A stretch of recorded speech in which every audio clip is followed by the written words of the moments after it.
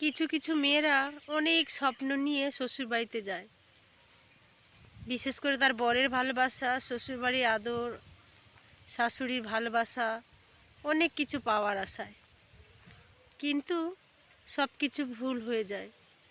বরের আশায় যায়, সেই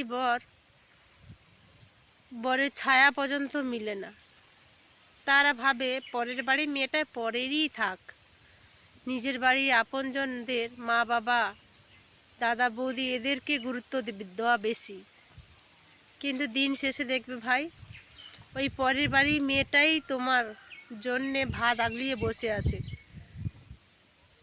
তোমার দাদা বৌদি বোন এরা না। কিছু কিছু ছেলেরাই তো দেয়ালে না পিঠ ঠেকলে বুঝতে পারে না যে তার বউ কী জিনিস।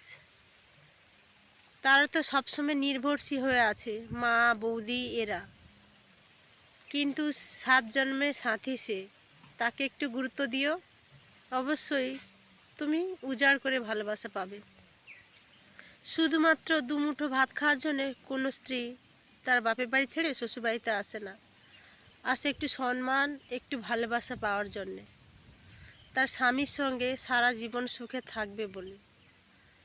কিন্তু কিছু ছেলে, কিছু মেয়েরও ভাগ্য এমন হয় যে তার স্বামীর ভালোবাসা তো দূরের কথা, তার ছায়াটাও পর্যন্ত পায় না তাকে।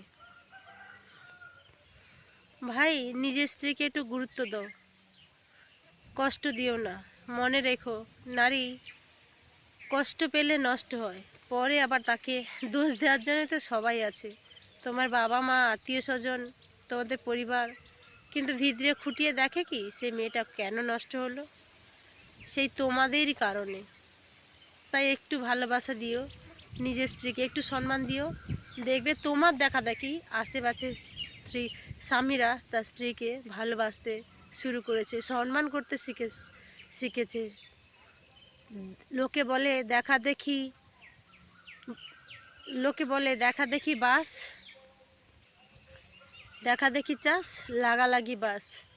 ঠিকই, তুমি যেমন সম্মান সবাইকে দেবে, তোমার কাছ থেকে কিছু মানুষ শিখবে নিজের স্ত্রীকে সম্মান দেওয়া। তুমি তো আর পরের বউকে ভালোবাসছো না, পরের বউকে সম্মান করছো না, নিজের স্ত্রীকে। দেখো, দুজনের সংসার খুব সুখের হবে, শান্তি পাবে, ঘরে জীবনে আয় উন্নতির অভাব হবে না।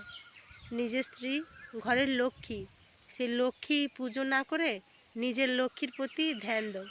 ভালো থেকো, সুস্থ থেকো। পারলে আমার কথাটা মনে রেখে নিজের স্ত্রীকে ভালো